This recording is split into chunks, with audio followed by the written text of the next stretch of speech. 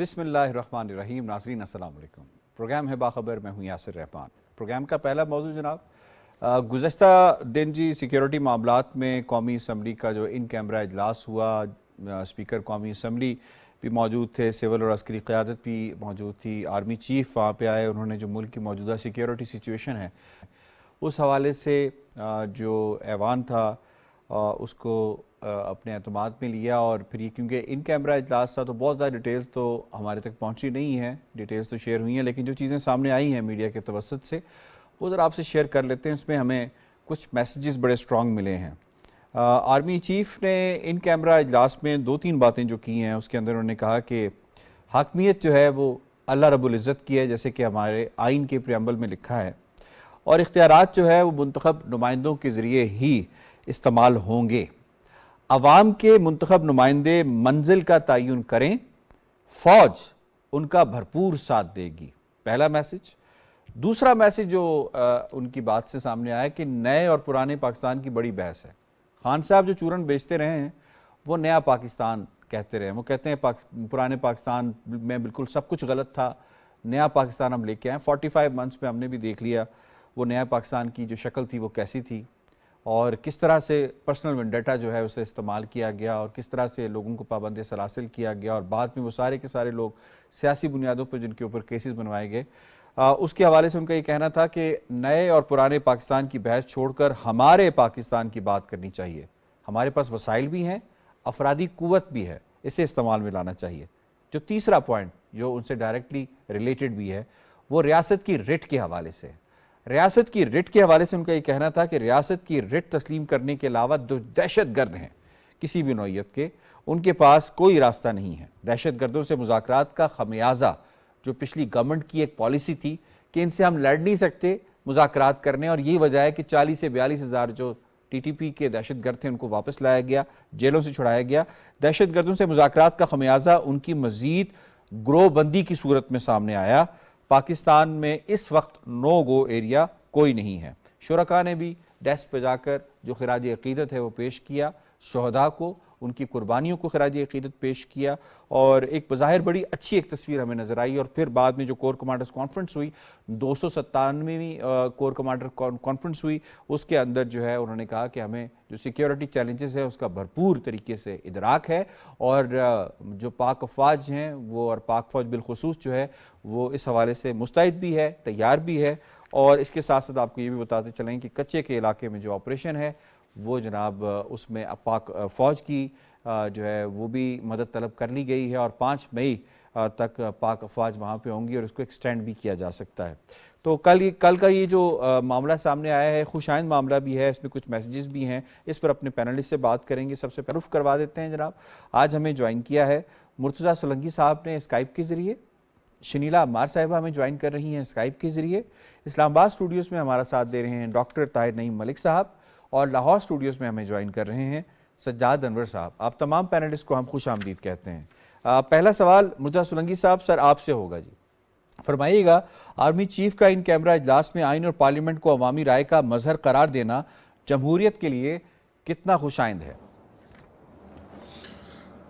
جی یہ میرے خیال میں بہت ہی خوش آئند ہے، کیونکہ آرمی چیف نے یہاں پہ یہ بات کی کہ ہم آئین کے تابع ہیں اور پارلیمان کے تابع ہیں، اور کیونکہ ہمارے آئین کی تمہید میں لکھا ہے کہ پاکستان میں جو نظام ہوگا اور جو حکمرانی کا حق عوام کے براہ راست منتخب لوگوں کو یعنی پارلیمان کو ہوگا، تو ہم اس کی تابعداری کریں گے. یہ پاکستان کی جمہوریت کے لیے ایک اچھا پیغام ہے. بلکہ یہ بھی کہا گیا کہ آپ جتنی بار بھی ہمیں بلائیں گے ہم آئیں گے، اور آپ کو جو بھی معلومات چاہیے ہوگی وہ ہم آپ کو فراہم کریں گے. تو ایسے وقت میں جب کچھ گروہ، کچھ افراد اور کچھ اداروں کے افراد اور چھوٹے گروہ پارلیمان اور آئین کو تہوبالا کرنے کی کوششوں میں ہیں، ان کے لیے یہ ایک بڑا واضح پیغام ہے کہ پاکستان کی جو فوج ہے जिस की माजी में कोई बहुत अच्छी तारीख नहीं रही सियासत के हवाले से, तो वो अब किस तरह से सोचती है, ये एक बड़ा अच्छा पैगाम है। और दूसरी बात आपने की दहशतगर्दी के हवाले से, वहाँ पर बड़ी खुली बातें हुई हैं और ये वाज़े तौर पर जो फ़ौज की क़यादत है उसने भी ये कहा है, और जो मौजूदा जो हुकूमत के जो अहम एहलकार हैं उन्होंने भी ये बात कही है कि हमारे आइन में क्योंकि ये लिखा है कि हक़ हुक्मरानी पाकिस्तान के अवाम और उसके मुंतखब नुमाइंदों का है, तो कोई गिरोह डंडे के ज़ोर पर इस मुल्क के किसी हिस्से पर कब्जा नहीं कर सकता। और यही एक बुनियादी वजह है जो दहशतगर्दों के खिलाफ लड़ाई की, कि ये नहीं हो सकता कि कोई भी गिरोह बंदूक लेकर जो है वो चढ़ दौड़े। और उस हवाले से इसका एक इदराक किया गया फौजी लीडरशिप की तरफ से कि जो पिछली हुकूमत के दौर में जो फौज की क़यादत और जो हुकूमत की जो क़यादत है, उन्होंने तालिबान और टीटीपी से मुतल्लिक जो फैसले किए वो कौमी मफाद में नहीं थे, और हमारी जो हासिलात थी 2008, 2009 और उससे लेकर जब तक बड़ी हद तक तालिबान को शिकस्त दी गई, उन हासिलात को मलियामेट किया गया और नुकसान इससे हुआ, और नाम भी लिए गए लोगों को जिनको छोड़ा गया, जो हम आपके प्रोग्रामों में लेते रहे हैं, जिनको छोड़ा गया। तो ये एक अच्छी बात है मेरे ख्याल में पाकिस्तान की जमहूरियत के लिए भी और पाकिस्तान की सियासत के लिए भी एक अच्छा पैगाम है। ठीक है जी, आपका पॉइंट आ गया सर। शिरीना मार साहिबा फरमाइएगा, बात हो रही है नए और पुराने पाकिस्तान की, कितनी इम्पोर्टेंट बात की है आर्मी चीफ ने कि अब ये बहस छोड़ देनी चाहिए कि नए पाकिस्तान में खान साहब ने क्या करना था और पुराने पाकिस्तान में क्या कुछ हुआ है। अब हमें हमारे पाकिस्तान की बात करनी चाहिए, जो हमारे पास वसाइल हैं, जो अफरादी क़ुव्वत है, उन्हें इस्तेमाल में लाना चाहिए। तो ये पैगाम कितना स्ट्रॉन्ग है सबके लिए?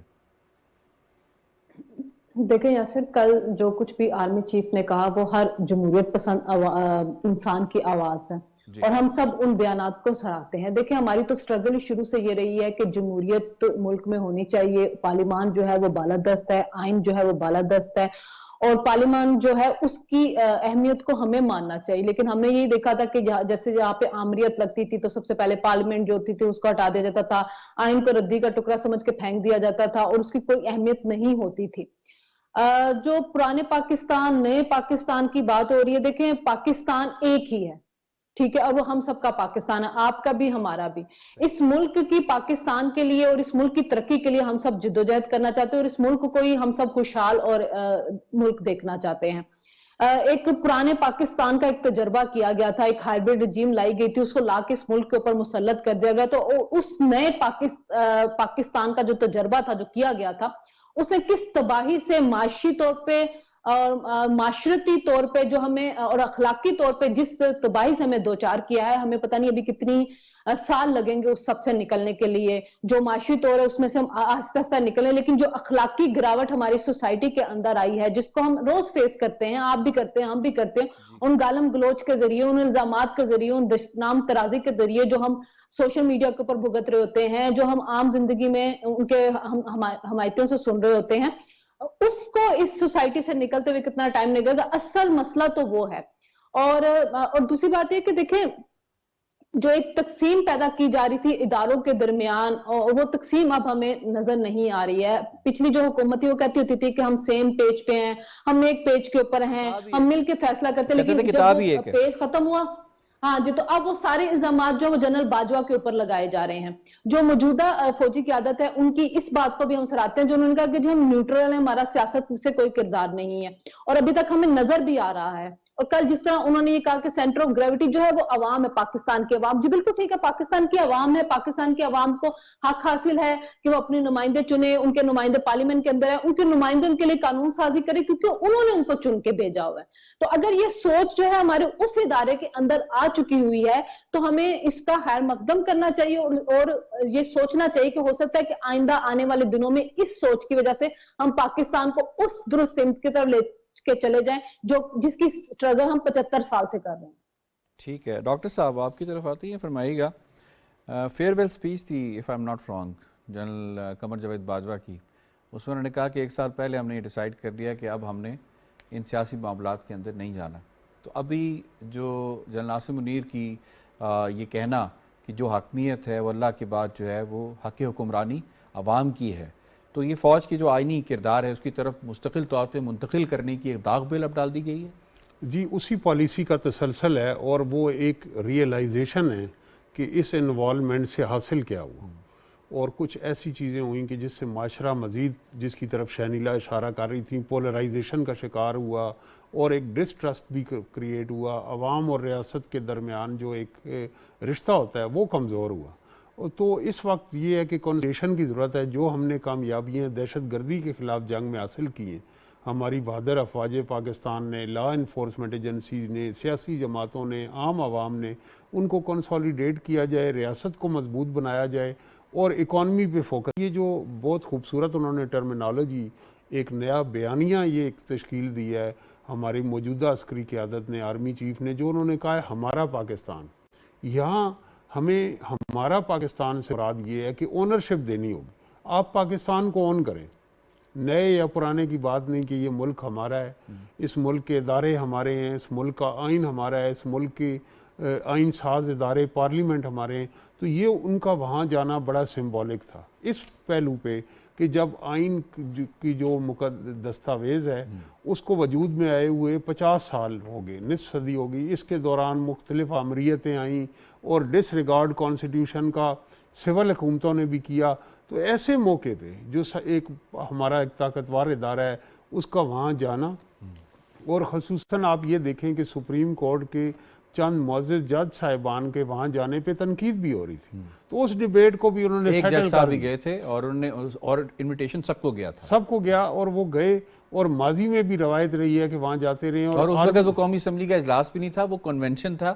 بار بار کہا گیا کہ یہ قومی اسمبلی کا اجلاس نہیں ہے, پارلیمان کا اجلاس نہیں, یہ کنونشن ہے. اور یہ کنونشن کس کے لیے ہے؟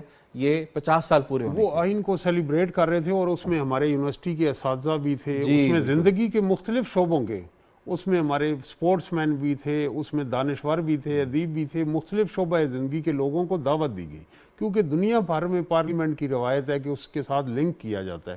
تو وہاں میوزیم ہوتے ہیں, وہاں اس کے اوپر ریسرچ کے مواد ہوتے ہیں. تو میں یہ سمجھتا ہوں کہ ہماری عسکری قیادت نے, اگر آپ پیچھے بھی تاریخ دہرائیں, اہم ادوار جو تاریخ کے نازک موڑ تھے, جو انڈیا پاکستان سٹینڈ آف تھا, جو ایٹمی دھماکے کے وقت جو صورتحال تھی, اس میں وہ پارلیمنٹ گئے ہیں. کشمیر کی صورتحال ہے یا ہمارے سرحدوں پہ جو خطرہ ہے, تو اس وقت جو اندرونی انتشار ہے اس میں بھی انہوں نے یہ ایک سٹرونگ میسیج کنوے کیا ہے کہ ہم پارلیمنٹ کے ادارے کے ساتھ کھڑے ہیں, ہم آئین کے ساتھ کھڑے ہیں, اور حاکمیت اس ادارے کی ہے, اور عوام کے نمائندے جو ہیں وہ ریاست کا جو اقتدار اور اختیار ہے وہ عوام کے نمائندوں کو تفویض کیا ہے آئین نے اور پارلیمنٹ نے, اور ہم بھی اس کے سامنے سر نگو کرتے ہیں. تو یہ ایک بہت ویلکم سائن ہے. اور اب ضرورت یہ ہے کہ جب وہ جو آپ کا سوال ہے اس کے نزدیک کہ جب وہ نیوٹرل ہو رہے ہیں, تو ہم بار بار انہیں کہہ رہے ہیں کہ آپ نیوٹرل کیوں ہو رہے ہیں, آپ میری سائیڈ پہ ہوں. اس وقت کی جو اپوزیشن ہے وہ یہ کہتے ہیں کہ اس حکومت کو چلتا کریں, رخصت کریں, اور اقتدار کی غلام گردشوں میں ہمیں لایا جائے. جس طرح پہلے, جبکہ موجودہ عسکری قیادت کہہ رہی ہے کہ وہ ماضی کی غلطیاں تھیں کہ ہم انوالو ہوئے اور ہم نے وہ آپ کا ساتھ دیا, تو وہ تو توبہ طائب کر رہے ہیں. لیکن جو اپوزیشن ہے وہ ان کو سابق آرمی چیف بھی توبہ طائب کر کے گئے تھے, وہ بھی توبہ طائب کر کے. ہم یہ دیکھتے ہیں کہ ہم نے 70 سالوں میں جو قربانیاں دی ہیں, اتنے ہمارے شہداء ہوئے ہیں, اتنے غازی ہوئے ہیں, تو کیا وجہ ہے کہ ہمیں اکنالجمنٹ کیوں نہیں ملتی؟ پھر ہمیں پتہ چلتا ہے کہ جو ہمارا متنازع رول رہا ہے اس کی وجہ سے, تو اس لیے ہم نے 1 سال پہلے یہ فیصلہ کر لیا کہ بھائی اب بس. جی بس, اور اس کی وجہ یہ ہے کہ پروفیشنلزم میں ان کا ہے کہ ان کا کوئی غیر آئینی کردار نہیں ہونا چاہیے, اور جو چیلنجز ہیں وہ اسٹیٹ کو اور دوسرے ان کی طرف وہ فوکس رہیں. تو اب یہ سیاسی جو پولیٹیکل سٹیک ہولڈرز ہیں ان کا کام ہے کہ اس ویکیوم کو فل کریں. اس ویکیوم کو ہم کیسے فل کر رہے ہیں؟ ہم انتشار, نفرت اور یلغار کے ذریعے مزید ایک سسٹم کو، نظام کو ہم تباہ کرنا چاہتے ہیں. ہم پارلیمنٹ کو کمزور کرنا چاہتے ہیں، ہم آئین کو بے توقیر کرنا چاہتے ہیں، اور ہم یہ مسائل نہیں سمجھ رہے کہ کس طرح ہماری مرضی اور منشا کے اوپر انتخابات اس تاریخ کو ہوں، نہیں تو نہ ہمیں اس کے ریاست پہ ہونے والے اثرات سے بھی غرض نہیں. تو یہ جو روش ہے اس کی جانب بڑا خاموش اشارہ کیا ہے ہماری عسکری قیادت نے کہ یہ وقت ہے کہ پاکستان کو اون کیا جائے. جہاں پاکستان دنیا میں علاقائی اور عالمی سطح پہ بہت ساری تبدیلیاں ہو رہی ہیں، بہت سارے نئے الائنسز بن رہے ہیں اور نئے طاقت کے مراکز آ رہے ہیں، تو اس میں کے لیے پاکستان کو اندرونی طور پہ متحد ہونا ہوگا، ہمیں داخلی انتشار ختم کرنا ہوگا، اور ہمیں اونرشپ دینی ہوگی.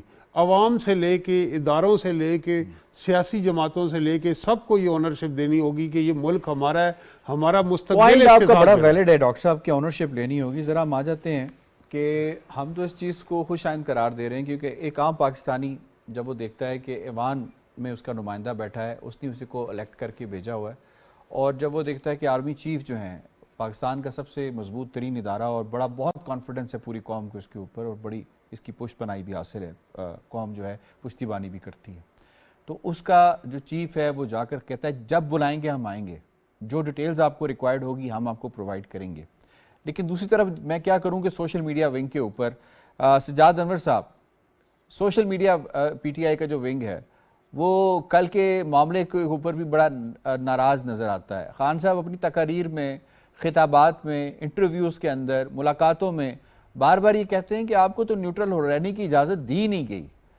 کیا خان صاحب کو موجودہ جو فوج ہے، موجودہ جو آرمی چیف ہیں، ان کا جو سٹانس ہے کہ اب ہم اے پولیٹیکل ہیں، ہمارا اس سیاست سے، ان تمام معاملات سے کوئی تعلق نہیں ہے، جو قیادت ہمیں کہے گی ہم اس کو فالو کریں گے، خان صاحب کو سوٹ کرتا ہے یہ؟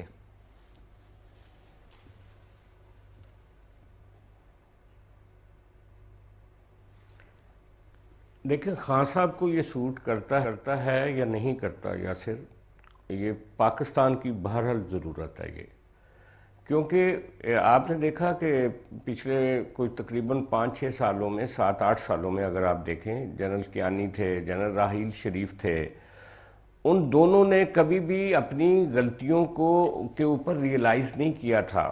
باجوہ صاحب کو 6 سال ملے، انہوں نے جو یہ ہائیبرڈ رجیم تھا اس کے اندر جو اپنا کنٹریبیوشن کیا، انہوں نے الٹیمیٹلی اس کے اوپر نہ صرف ریئلائز کیا بلکہ اپنی اس غلطی کو تسلیم کرتے ہوئے خود کو کریکٹ کرنے کی کوشش کی اور کہا کہ اب ہم اے پولیٹیکل ہیں.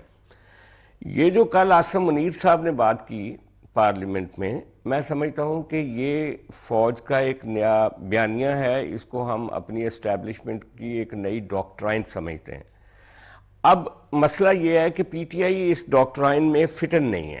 پی ٹی آئی ہمیشہ آرمی اور اسٹیبلشمنٹ کو اپنے ساتھ کھڑا کر کے اقتدار میں آئی ہے، اور آئندہ بھی وہ یہ سمجھتے ہیں کہ جو اسٹیبلشمنٹ ہے اگر ان کے ساتھ نہیں ہے تو وہ غلطی پہ ہے. اس لیے ان کا جو سائبر ونگ ہے یا ان کے جو سائبر واریئرز ہیں ٹویٹر پہ ادھر ادھر، وہ تو یہ پسند نہیں کریں گے کہ ایک آرمی چیف اگر یہ کہتا ہے کہ جناب نہ پرانا نہ نیا، ہمیں ایک اپنا پاکستان بنانا ہے، ہمارا پاکستان بنانا ہے.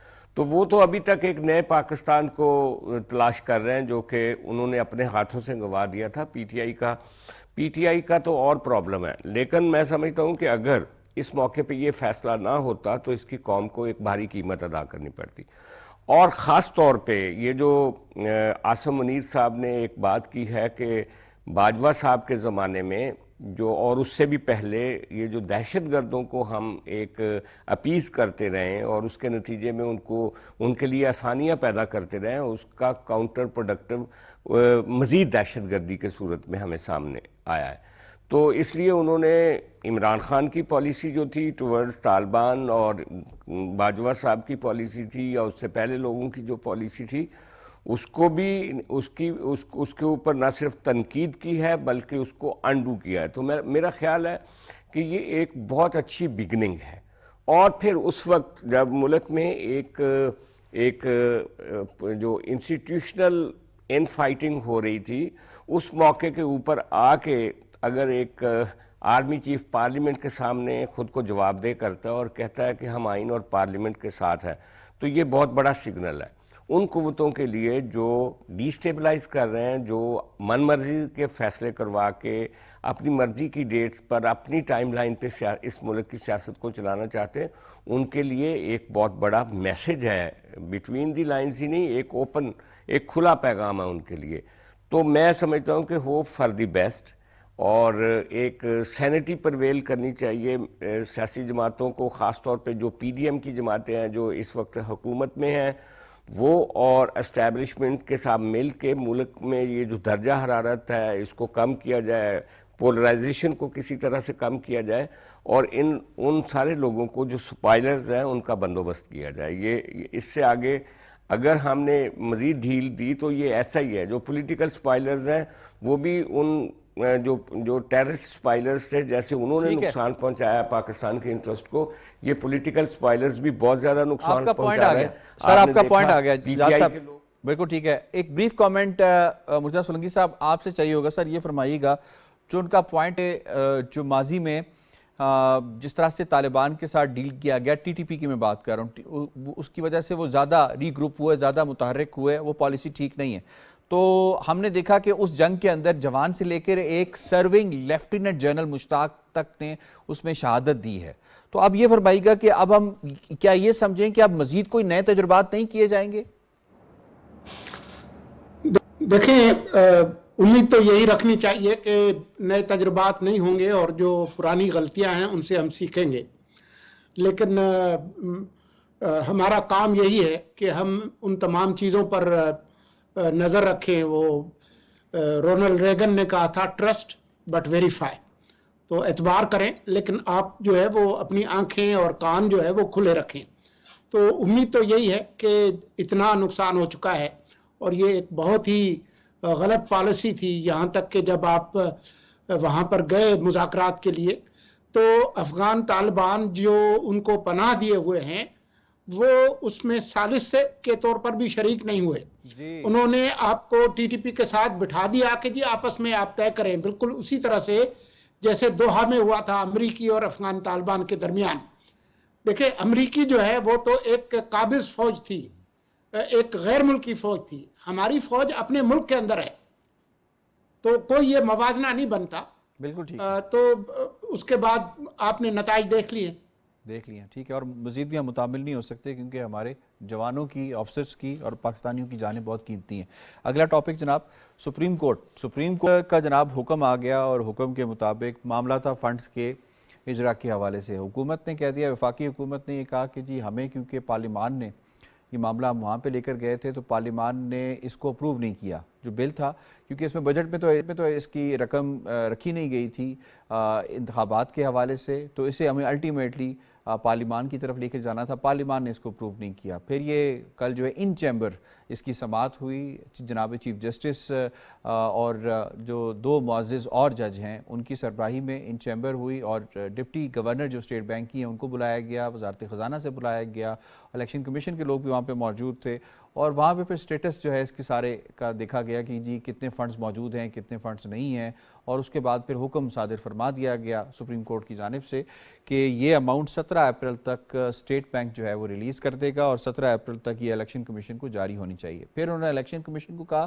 کہ آپ نے پھر یہ کرنا ہے کہ اے جی پی آر کے ساتھ مل کر، اور الیکشن کمیشن اور اسٹیٹ بینک آپس میں یہ ادارے مل کر ان کی جو ترتیب ہے اس کو سیدھی کرنی ہے، تاکہ جو فنڈز ہیں وہ الیکشنز کے لیے دستیاب ہو سکیں، پنجاب کے لیے بھی اور کے پی کے لیے بھی۔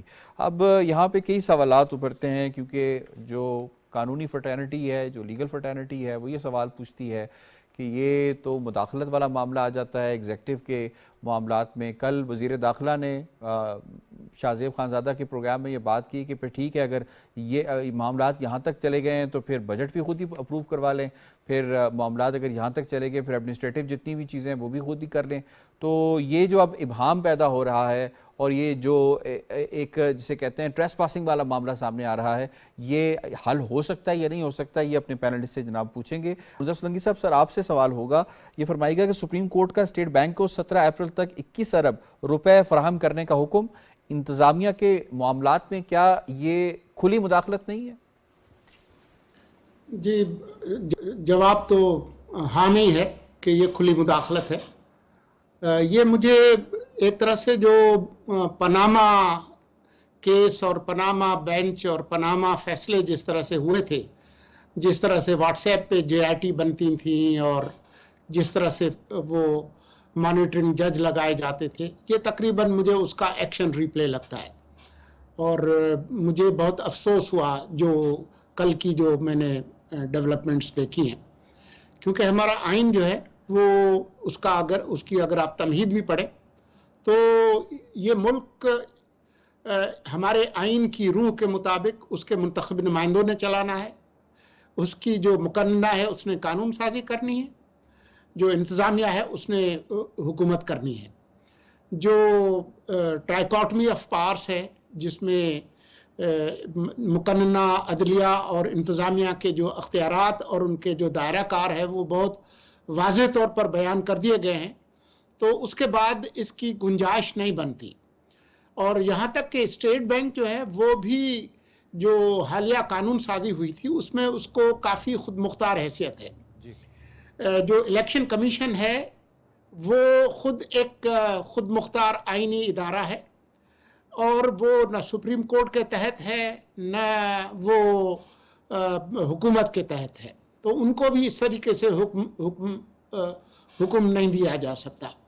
तो मैं एक तरह से रश्क करता हूँ मौजूदा हुकूमत की जो तहम्मुल है उस पर, क्योंकि अभी तक उनकी जो पॉलिसी है वो तहम्मुल की है, लेकिन एक वक्त आएगा कि ये तहम्मुल जो है वो टूट जाएगा और ये मुल्क के लिए अच्छा नहीं है कि जो 15 रुकनी जो मिसाल के तौर पे मौजूदा हुकूमत जो है वो तहम्मुल का मुजाहरा नहीं भी करती है और कोई स्टेप लेती है, तो उन्होंने करारदाद पास कर ली, उसके बाद फिर उन्होंने कल इजलास बुला के मुज़म्मती करारदाद पास कर ली, इसके अलावा उनके पास ऑप्शन क्या है? देखें, ये तो जो कानूनी माहिरीन हैं वो हमें बताएंगे कि क्या उनके पास कानूनी ऑप्शंस हैं। हुकूमत के जो कानूनी माहिरीन हैं वो बताएंगे कि उनके पास क्या ऑप्शंस हैं, लेकिन ये जूं का तूं बरकरार नहीं रह सकता। ये नहीं हो सकता कि सुप्रीम कोर्ट के जो चीफ जस्टिस हैं वो बकौल उनके ब्रादर जजेस के वो एक इंपीरियल कोर्ट का किरदार अदा करें और मुसलसल नज़रअंदाज करें जो मुकन्ना का जो हक है कानून साजी का। और अभी भी जो कानून बना है, जो अभी एक्ट का दर्जा जिसने हासिल नहीं किया, उसके अंदर न सुप्रीम कोर्ट के दायरा का अख्तियार को कम किया गया है न उनके अख्तियारात को कम किया गया है। सिर्फ ये किया गया है कि जो अख्तियारात हैं अहम केसेस के हवाले से या 184(3) के तहत वो सीनियर जो जजेस हैं उनका एक बेंच करे। ये नहीं है कि जी अटॉर्नी जनरल फैसला कर ले या वजीर कानून कर ले या वजीर दाखिला कर ले। ठीक है सर, ये अख्तियारात अब भी सुप्रीम कोर्ट के ही पास है। जी ठीक है सर, आपका पॉइंट आ गया बिल्कुल। कल 2 तरमीम भी मेरे ख्याल हुई हैं, कल परसों, जिसमें 60 दिन इसका दुरानिया भी बढ़ा दिया गया है और जो बड़ा बेंच है यानी जो सुनेगा अपील को वो बड़ा बेंच सुनेगा, छोटा बेंच नहीं सुनेगा। तो ये हम बात कर रहे थे कि जब अभी बिल है तो बिल के अंदर तो चेंजेस भी हो सकती हैं, चेंजेस भी हो गई। फिर शरीला अमार साहब ये फरमाइएगा कि निज़ाम ममलिकत जो है वो इस तरह चलाया जा सकता है कि जो एग्जेक्टिव की पावर्स हैं, जो एग्जेक्टिव का मैंडेट है वो कोई और इस्तेमाल करे, ऐसे निज़ाम ममलिकत चलाया जा सकता है और कोई भी फिर एक्शन हो चाहे वो इंतखाबात के हवाले से हो, तो फिर क्या इंतखाबात का मामला अकेले सिंगल हैंडेडली सर किया जा सकता है? देखिए यासिर, इस तरह तो कोई कंपनी भी नहीं चलती जिस तरह के ये मुल्क चलाने की कोशिश की जा रही है। जब आपके मुल्क में एक आइन है, उस आइन के अंदर इख्तियारात की तकसीम हो चुकी है जिसमें बताया जा रहा है कि जी इंतजामिया के क्या इख्तियारात है, मुकन्ना के क्या इख्तियारात है, अदलिया के क्या इख्तियारात है, और कोई भी इदारा किसी दूसरे के इख्तियारात के अंदर मुदाखलत नहीं कर सकता और पार्लियामेंट सुप्रीम है। कल जो आर्मी चीफ थे उन्होंने भी यही बात की थी ना कि सेंटर ऑफ ग्रेविटी अवाम है और अवाम की राय का मजहर जो है वो पार्लियामेंट है, यानी कि अवाम जो है वो अपने नुमाइंदों को मुंतखब करके पार्लियामेंट में इसलिए भेजती है कि वो उनके लिए कानून साजी करें। कल जो चीफ जस्टिस साहब ने ऑर्डर जारी कर दिया स्टेट बैंक को कि आप जाएं और 21 अरब रुपया जो इलेक्शन कमीशन के फंड में भेज दें, तो वो इस तरह के उनको नहीं काम दे सकते। अब आप देखें कि हमारे पंजाब के अंदर कच्चे के इलाके में ऑपरेशन हो रहा है, इसी तरह खैबर पख्तूनख्वा के अंदर ऑपरेशन की बात की जा रही है कि वहां पे जो दहशतगर्द हैं उनकी सरकोबी करनी है। تو اس صورتحال میں تو سیکورٹی بھی مہیا نہیں کی جا سکتی. تو کیا کل کو چیف جسٹس صاحب یہ کریں گے کہ وہ بتائیں گے کہ آپ اس بارڈر سے اتنی سیکورٹی ہٹا لیں, اس بارڈر سے اتنی سیکورٹی ہٹا لیں, اس پولیس اسٹیشن کے اندر اتنے پولیس والے ہونے چاہیے, اس آپریشن میں اتنے بندے ہونے چاہیے, یہ نہیں کر سکتے ہیں وہ. اسی طرح اگر جو کیبنٹ تھی اس کے پاس اختیار تھا کہ کنسولیڈیٹڈ فنڈز کے اندر سے آرٹیکل 84 کے ذریعے وہ لے سکتے ہیں, لیکن وہ پارلیمنٹ سے اپروو کروانا ہے. وہ پارلیمنٹ کے پاس گئے کہ جی بجٹ ہے, اس میں ہم نے چیزیں الوکیٹ کر دی, ہم ایکسٹرا بجٹ لینے لگے ہیں, آپ اس کو ہمیں اپروول دے دیں. پارلیمنٹ نے نہیں دی ہے. عدالتیں اس پوائنٹ کو بھی اس کے اندر مینشن کیا ہے کہ آپ پہلے پیسے جاری کر دیں, پوسٹ فیکٹو اپروول جو ہے آرٹیکل 84 کے تحت آپ جائیں اور جا کے پارلیمنٹ سے لے لیں اگر ضروری لیکن سمجھیں. پارلیمنٹ ایک دفعہ جی پارلیمنٹ انکار کر چکی ہے نا. اور دوسری بات یہ ہے کہ جب وہاں پہ اتنی جماعتیں بیٹھی ہوئی ہیں, اور ساری جماعتیں اگر سمجھتی ہیں کہ اس وقت ہم بجٹ نہیں ریلیز کر سکتے, یا وہ جماعتیں سمجھتی ہیں کہ اس وقت ماحول جو وہ سازگار نہیں ہے الیکشن کے لیے, تو کیوں نہیں اس پارلیمنٹ کی وزڈم کے اوپر ٹرسٹ کیا جاتا. دیکھیں آپ بار بار آئین میں 90 دن کے اندر انتخابات کا کہہ رہے ہیں, لیکن آرٹیکل 254 جو ہے وہ بھی پروٹیکٹ کرتا ہے کہ اگر آپ 90 دن سے آگے الیکشن کو لے کے چلے جائیں. تو جو بار بار مرتضی سولنگی صاحب ایک اور آئینی حوالہ دیتے رہتے ہیں کہ اگر پنجاب کے پہلے الیکشن ہو گئے, خیبر پختونخوا کے ہو گئے, تو پھر تو یہ آپ کی ایک روایت بن جائے گی. تو ہم چھوٹے صوبوں کو کیا میسج دے رہے ہوں گے؟ کیسے کل بھی آصف زرداری صاحب کا جب ایک انٹرویو چل رہا تھا تو ان سے پوچھا گیا کہ آپ تو 8-9 سال جیل میں رہے ہیں, اور عمران خان صاحب نے تو ابھی جیل کی شکل بھی نہیں دیکھی, تو انہوں نے کہا تھا ڈومیسائل کا فرق ہے. تو دیکھیں آپ بات کو اس حد تک نہ لے کے جائیں کہ آوازیں آنا شروع ہو گئی ہیں, آوازیں آنا جی شروع کہ ہو گئی. چھوٹے صوبے جو ہیں وہ ڈومیسائل کی باتیں کرنا شروع کر دیں. تو بہتر یہ ہوتا تھا کہ وہ ادارہ جو ہے وہ دیکھے کہ اگر پارلیمنٹ ایک قانون پاس کریے یا پارلیمنٹ ایک قرارداد پاس کریے, تو آپ پارلیمنٹ سے پوچھے تو صحیح اس کی وجوہات. آپ ان کے وکیل کو سننا نہیں چاہتے, آپ ان کی وجوہات کو سننا نہیں چاہتے, آپ ان کے اٹارنی جنرل کو سننا نہیں چاہتے, آپ یک طرفہ فیصلے کر رہے ہیں, آپ ان کے کہنے کے اوپر ایک فل بینچ نہیں بنا رہے. آپ کہہ رہے ہیں کہ ہمارے کہنے کے اوپر آپ فنڈ ریلیز کر دیں, سیکورٹی دے دیں, لیکن آپ ان کی ریکویسٹ کے اوپر فل بینچ تک نہیں بنا رہے کہ آپ فل بینچ بنا کے ان کے جو گریویشنز ہیں ان کا آپ ازالہ کر دیں. وہ آپ کرنا نہیں چاہ رہے, لیکن آپ تو یہ تو پھر وہی بات ہوگی کہ جیسے ایک ہم مارشل لا دیکھتے رہتے ہیں, تو اب ہم ایک جوڈیشل مارشل لا دیکھ رہے ہیں, تو یہ ملک کے لیے نقصان دہ ہے. اگر کہا یہ جا رہا ہے کہ ہمارا پاکستان ہے اور ہم نے اس پاکستان کے لیے مل کے کام کرنا ہے, تو پھر تمام اداروں کو سوچنا ہوگا اور تمام اداروں کو اپنی اپنی حدود کا تعین کرنا ہوگا. کیونکہ اس طرح کوئی کمپنی بھی چلائی جائے نا کہ جہاں سے جونیئر اٹھ کے سینئر کے اوپر امپوز کرنا شروع کر دے گا اپنے اختیارات, تو پھر وہ کمپنی بھی تباہ ہو جاتی. تو اس ملک کو تباہی کی طرف مت لے کے جائیں, کیونکہ یہاں پہ ہم نے بھی رہنا ہے اور آپ نے بھی رہنا ہے. ٹھیک ہے, ڈاکٹر صاحب آپ کی طرف آتے ہیں. کل ایک پریس ریلیز بھی ہم نے دیکھی ہے, آئی ہے کوئی ججز کی آپس کا معاملہ بھی ہم ڈسکس نہیں کرتے, پروگرام کا یقیناً ہمارا مینڈیٹ بھی نہیں ہے اس حوالے سے. تو اس طرح کی میسیجز بھی میرا خیال ہے ٹھیک نہیں ہے. اگر ایک عام شہری پاکستانی اس کو یہ پتہ چلے کہ پاکستان کی سب سے بڑی عدالت, سب سے اعلیٰ ترین عدالت, وہاں پہ جب آپ میں بات چیت ہوتی ہے تو بہت زیادہ اونچی آواز اور ایوانوں کے اندر بھی بات ہوتی ہے, تو اس پہ بھی کافی میرا خیال ہے تھوڑے کنسرن لوگوں کے اس حوالے سے آئے ہیں. کوئی پریس ریلیز بھی میرے خیال سامنے آئی ہے. یہ فرمائیے گا کہ فنڈ تو چلیں ریلیز ہو جائیں گے, عدالتی حکم ہے, اسٹیٹ بینک اس کو کمپلائی بھی کر لے گا, تو یہ جو انتخابات کا پروسیس ہے یہ صرف فنڈز کا مرہون منت تو نہیں ہوتا, اس کے اوپر تو پھر سیکیورٹی بھی ہے, پھر جو درکار آپ کا عملہ بھی ہے, پھر باقی معاملات بھی ہیں, پھر ان کو ٹرانسپورٹ بھی کرنا, واپس بھی لے کے آنا, پھر نتیجے تک لے کے آنا, پھر جو تمام سٹیک ہولڈرز ہیں ان تمام سٹیک ہولڈرز کا ان انتخابات کے شفاف ہونے میں, ٹرانسپیرنٹ ہونے میں یقین بھی کرنا. تو پھر یہ سارا پروسیس اکیلے سنگل ہینڈڈلی سپریم کورٹ کروا سکتی ہے؟ یہ بہت مشکل ٹاسک ہے. اور جیسا کہ ابھی شانیلا کہہ رہی تھی, مجھے یاد آیا کہ یہ کمپنی نہیں چلے گی, تو لاہور کے ایک معروف صحافی تھے جن کی کتاب کا ٹائٹل تھا یہ کمپنی نہیں چلے گی, اور اس پہ پھر بڑی لے دے ہوئی. تو ہمیں کمپنی کو چلانا چاہیے کہ یہ ملک ہے, یہ کمپنی کی طرز پہ نہیں چلایا جا سکتا. ایسٹ انڈیا کمپنی کے دور حکومت کے بعد ہم نے آزادی حاصل کی, تو دوبارہ اس طرح کی ایک کمپنی کی حکومت میں ہمیں نہیں جانا چاہیے. ہمیں ادارے مضبوط کرنے چاہیے, آئین کو کی سربلندی کے لیے کام کرنا چاہیے. جو سوال آپ کا ہے, دیکھیں انتخابات یہ جمہوریت کی اساس کانسنسس ہے, ایک اجماع ہے, ایک تمام سٹیک ہولڈرز کا ایک پیج پہ ہونا ہے کہ اس کے اندر جو مشینری انوالو ہے.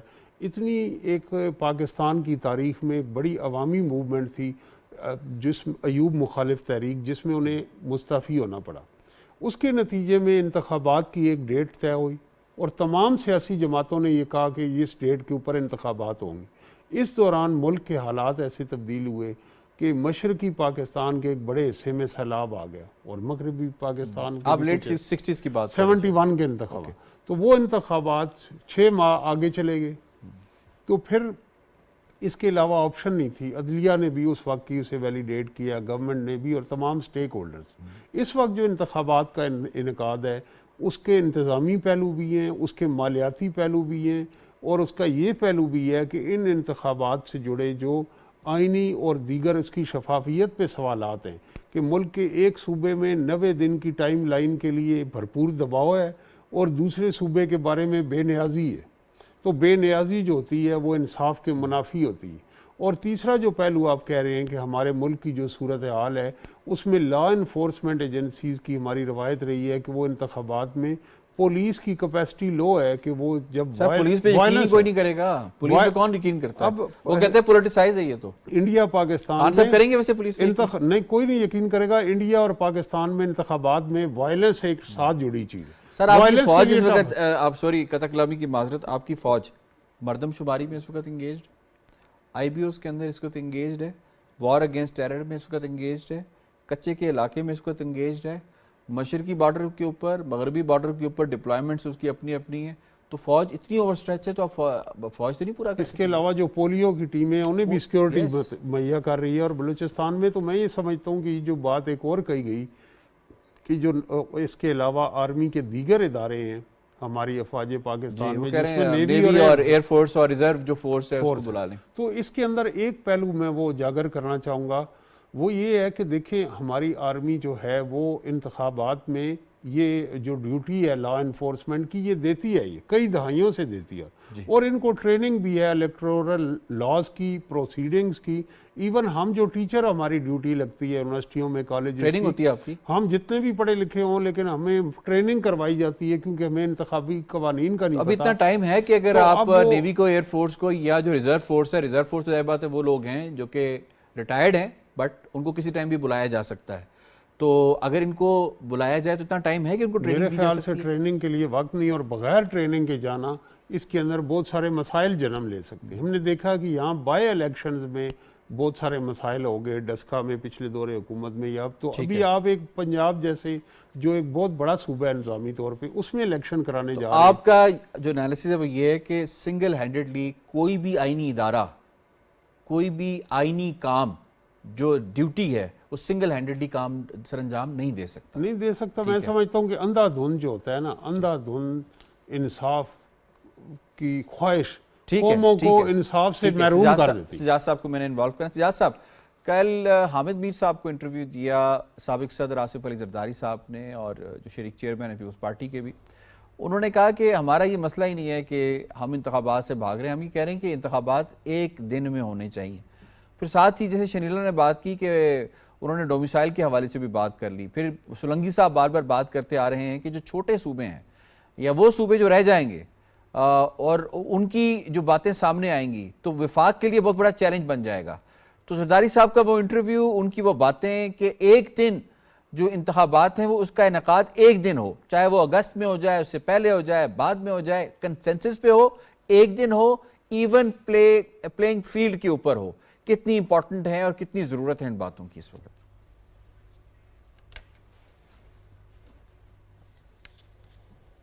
بالکل یہی اصل میں اس سارے کرائسس کا پولیٹیکل سلوشن ہے کہ ایک دن الیکشن ہو، سارے صوبائی بھی اور قومی سطح کا بھی ایک دفعہ ہو، اور اس کے علاوہ وہ ٹرانسپیرنٹ ہو، سارے لوگ اس کو تسلیم کریں. یہ اب اس کے اوپر پی ٹی آئی کو چاہیے تھا کہ وہ سیاسی مذاکرات کرتی، وہ الٹا عدالتوں میں چلی گئی.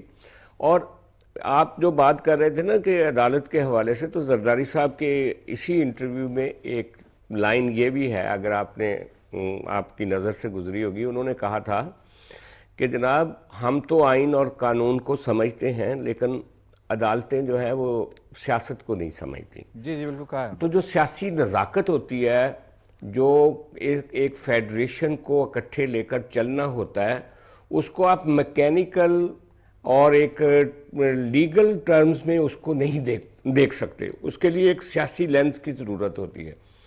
تو یہ جو ابھی فیصلہ ہوا ہے نا کہ الیکشن وہ اسٹیٹ بینک کو بلایا گیا ہے کہ وہ ڈائریکٹ پیسے دے دے الیکشن کمشنر کو. میرا اس پہ ٹیک یہ ہے کہ یہ انتظامی امور میں ہی مداخلت نہیں ہے، بلکہ یہ پارلیمنٹ کو بھی بائی پاس کرنے کی کوشش کی گئی اس فیصلے میں، کیونکہ پارلیمنٹ نے انتظامیہ کو اور وزیر اعظم صاحب کو اور کابینہ کو یہ شرط لگا دی ہے کہ وہ پیسے جاری نہیں ہو سکتے. تو اس وقت براہ راست آپ ایک پارلیمنٹ کے سامنے کھڑے ہو کے یا پارلیمنٹ کی پاور کو چیلنج کر رہے ہیں. تو میرا خیال ہے کہ یہ پاکستان کی ہسٹری میں پہلا یونیک واقعہ ہے، جبکہ مقننہ جو قانون ساز ادارہ ہوتا ہے وہ کانسٹیٹیوشن کو بنانے والے لوگ ہیں، وہاں سے قوانین بنتے ہیں. اگر آپ ان کی پاورز کو قدغن لگاتے ہیں اور ایک ایسے بل کو جو سولنگی صاحب نے کہا ابھی وہ وجود میں نہیں آیا، آپ اس کے اوپر عمل درآمد روک رہے ہیں، تو یہ ایک ہم اگلے فیز میں چلے گئے. یہ جو کرائسس ہے یہ سیاسی سے زیادہ اور کانسٹیٹیوشنل سے زیادہ ایک طرح سے ڈیڈ لاک ہے، ادارہ جاتی ڈیڈ لاک بنتا جا رہا ہے. بالکل آپ کا پوائنٹ آ گیا، تو اور میرا ڈیڈ لاک خیال سے ہے کہ نکلنا بڑا ضروری ہے، کیونکہ 84 کے حوالے سے بات کی گئی. تو اگر آرٹیکل 84 میں جو ایوان ہے، پارلیمنٹ ہے، وہ پوسٹ فیکٹ اپروول ہی نہیں دیتی تو پھر کیا ہوگا؟ یہاں بھی یہ سوال بنتا ہے. جناب مجھے شکریہ ادا کرنا ہے تمام پینلسٹ کا، ممتاز سولنگی صاحب کا، شرینلا صاحبہ کا، طاہر نعیم ملک صاحب کا، سداد انور صاحب کا. آج کے موضوعات کو بڑے زبردست طریقے سے جناب آپ نے کور کیا ہے. پروگرام باخبر سے اتنا ہی. یاسر رحمان کو دیجیے اجازت. اللہ نگہبان.